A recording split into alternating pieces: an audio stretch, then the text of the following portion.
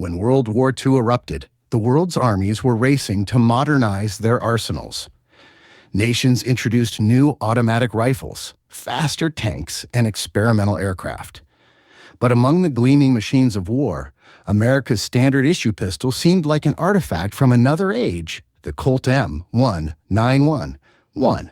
Designed before the First World War, it was already 3 decades old. Many dismissed it as outdated, too heavy, and unsuited for the modern soldier. Yet the war would prove otherwise. The 1911's rugged simplicity and unmatched reliability would soon silence its critics. In foxholes, bombers, and landing craft, it became the soldier's last line of defense and first symbol of trust. Soldiers called it Old Slabsides, and by war's end, it would earn a place among the most iconic firearms ever made. The story of the 1911 begins far from Europe or the Pacific, in the jungles of the Philippines around 1900. U.S. troops battling Moro warriors found that their .38 caliber revolvers were too weak. Even multiple hits couldn't stop determined attackers. The Army demanded a sidearm with real stopping power. The task fell to a mechanical genius, John Moses Browning. His design for a .45 caliber semi-automatic pistol was revolutionary, simple, durable, and devastatingly effective. During military trials, Browning's prototype fired over 6,000 rounds without a single malfunction, an unprecedented feat. The Army adopted it officially in March 1911, naming it the Colt M1911. It became the new face of American firepower, setting a new global standard for sidearm design and reliability for decades to come. By the late 1930s, the Colt 1911 was considered old-fashioned. Europe was embracing compact 9mm pistols like the German Luger and Walther P-38, while America debated modernization. But when the clouds of war loomed, the U.S. military needed something proven, something that worked under any condition. The 1911's reputation spoke louder than any new prototype. When America entered the war after Pearl Harbor, production ramped up to an industrial roar. Factories that once made sewing machines, typewriters, and even railroad parts were converted to manufacture pistols. Singer, Remington Rand, Ithaca, and others built millions of 1911s under wartime contracts. Each pistol, whether forged by Colt or Remington, met the same standard of perfection, because on the battlefield, consistency meant survival. On the front lines, the 1911 proved its worth again and again. Soldiers trusted it in situations where no other weapon could be drawn fast enough. It worked in rain, snow, and blistering desert heat. Its sturdy frame could withstand mud, sand, and grit without jamming. Pilots carried it in case of capture. Paratroopers tucked it close before every jump. Tank crews relied on it when trapped inside steel hulls. Its design was intuitive, easy to clean, easy to shoot, and impossible to forget. The pistol's heavy slide and short recoil made it both powerful and manageable. In letters home, soldiers described it as the friend that never let you down. For many, it became more than a weapon. It was peace of mind in a world gone mad. What truly set the Colt 1911 apart was its power. The .45 ACP cartridge it fired was one of the most effective rounds ever designed for a sidearm. Its slow-moving, heavy bullet could stop an enemy instantly, even at close quarters. This was no small comfort in trench raids or house-to-house combat. The pistol's recoil was strong, but manageable, a small price for its punch. Its crisp single-action trigger made it frighteningly accurate in practiced hands.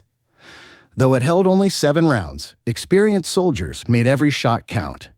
Many accounts from the Pacific described Marines using their 1911s to fight off charging enemies when their rifles jammed or emptied. Its bark was loud, its recoil fierce, but both became music to the ears of those who carried it. During the war, production of the 1911 became an industrial marvel. Over 2 million pistols were built between 1941 and 1945. Remington Rand, famous for typewriters, emerged as the top producer. The weapon's design was brilliantly suited for mass production, rugged, forgiving, and efficient. Wartime workers, many of them women, learned to assemble it in record time. Training films taught recruits how to strip, clean, and reassemble the gun, even blindfolded. It became part of every soldier's ritual, a skill as essential as knowing how to fire their rifle. Its matte parkerized finish resisted rust, and its checkered grips provided solid control in wet hands. The 1911 was more than just another piece of equipment. It was a weapon every soldier could understand, trust, and master. North Africa became the Colt's first true proving ground in WWII. American troops fought across the burning sands of Tunisia and Libya, where fine dust and brutal temperatures crippled machinery. Yet the 1911 thrived. Soldiers praised how it kept firing when rifles failed. Its solid steel construction resisted the elements better than most other firearms. Its short recoil system operated smoothly despite the grit. Mechanics found they rarely needed to repair them. Reports from the front reached Washington, confirming the pistol's reputation for toughness. It didn't just survive, it excelled. For many soldiers, their respect turned into admiration, and by war's end, the 1911 was seen not as a relic of the past, but a weapon ahead of its time. From the deserts of Africa to the beaches of Normandy, the 1911 followed the American soldier everywhere. On D-Day, paratroopers, engineers, and officers landed with it strapped to their sides. In the confusion of battle, its presence was reassurance. Soldiers carried it through the hedgerows of France, across bombed-out towns, and deep into Germany. Many described how its familiar weight brought calm during chaos. The pistol's loud report became a signal of survival in close-quarters fighting. In the snow of the Ardennes, its sturdy steel construction endured freezing temperatures that jammed other weapons. From the moment Allied troops hit the beaches to the fall of Berlin, the 1911 was more than a tool. It was part of their identity, forged in steel and fire. But nowhere was the 1911's legend tested like the Pacific. The tropical jungles of Guadalcanal, Saipan, and Okinawa turned weapons into rusted scrap within days. Yet the Colt's simple, open design made it easy to clean and maintain. Its powerful .45 rounds proved devastating in close-range encounters against Japanese banzai charges. Marines and Navy officers swore by it, often calling it their life insurance. Even when drenched, dropped, or coated in mud, the pistol still fired. Its short barrel and heavy punch made it ideal for the brutal, face-to-face combat that defined the Pacific. Many 1911s used in that theater were scarred by salt and sand, but they kept on working. In those hellish jungles, the 1911 earned its title as the pistol that refused to die. The Colt 1911 commanded so much respect that even the enemy coveted it. German officers who captured one often kept it as a personal sidearm, impressed by its power and balance. Japanese soldiers, too, sometimes used captured Colts when ammunition allowed. Some even wrote about its effectiveness in their diaries. To the enemy, it became a symbol of American craftsmanship, a tool that embodied the nation's industrial might and fighting spirit. Photos from the war showed German soldiers proudly holding captured 1911s as trophies. Ironically, the weapon once deemed obsolete was now admired across the battlefield as one of the finest pistols ever made. It became a bridge of respect between enemies who, despite everything, recognized excellence when they saw it. When the war ended in 1945, millions of 1911s returned home with the men who carried them. Many veterans kept their pistols as souvenirs, passing them down to their children. For countless families, it became a tangible reminder of service, courage, and survival. The U.S. military debated replacing it in the years that followed, but no design could quite match its performance. Why fix what isn't broken? Became the common sentiment among veterans and officers. The pistol's reputation spread through movies, newsreels, and post-war media. It was no longer just a weapon. It was a national symbol of strength and endurance. The 1911 had fought its wars, earned its place, and refused to be forgotten. The decades rolled on, and yet the 1911 remained in service.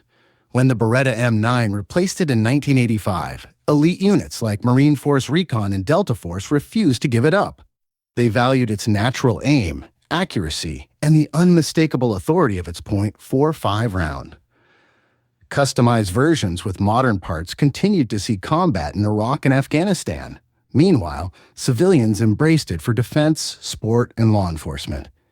It became a legend in shooting competitions and a fixture in Hollywood films, symbolizing grit and precision. Over a century after its creation, the 1911 was still considered one of the most reliable handguns ever made, not because of nostalgia, but because it still worked better than most modern designs. The 1911's legacy spread worldwide. Nations across Europe, Asia, and South America manufactured their own licensed or copied versions. Each had its own variations, but Browning's design philosophy remained untouched. Gunmakers from Springfield Armory to Norinco continue producing them today. Competitive shooters favor it for its accuracy and crisp trigger. Gunsmiths treat it as a blank canvas for art and engineering. Museums showcase it as a cornerstone of firearms evolution. Its influence even extends into video games and popular culture, where it symbolizes reliability and American ingenuity. More than a gun, it became a legend that connects generations from the trenches of 1918 to the battlefields of today. The secret to the 1911's immortality lies in its design. John Browning built it with purpose, not fashion. Every curve, pin, and spring served a function. It balanced power, precision, and simplicity like no weapon before or since. Soldiers loved it because it was honest. No gimmicks, no failures, just performance. Gunsmiths still study its blueprints, amazed by how a 1900s design fits modern standards perfectly. It embodied the American spirit of practicality, straightforward, effective, and enduring. Its weight gave it presence, its recoil gave it personality, and its sound gave it authority. The 1911 wasn't built for comfort, it was built to win. And that's exactly what it did. Today, over 110 years since its debut, the Colt 1911 remains a living legend. It still serves in special forces, police departments, and civilian hands across the globe. Collectors treasure original wartime models. Shooters trust modern replicas. It stands as one of the longest-serving military sidearms in history. A design so perfect, it never truly aged. From the mud of Flanders to the deserts of Iraq, its story has come full circle. The 1911 represents not just a weapon, but a principle: reliability over novelty, function over form. In an age of constant change, it endures unchanged. That's how an outdated pistol became timeless, a century-old masterpiece that still fires with the same power, purpose, and pride as it did in 1911.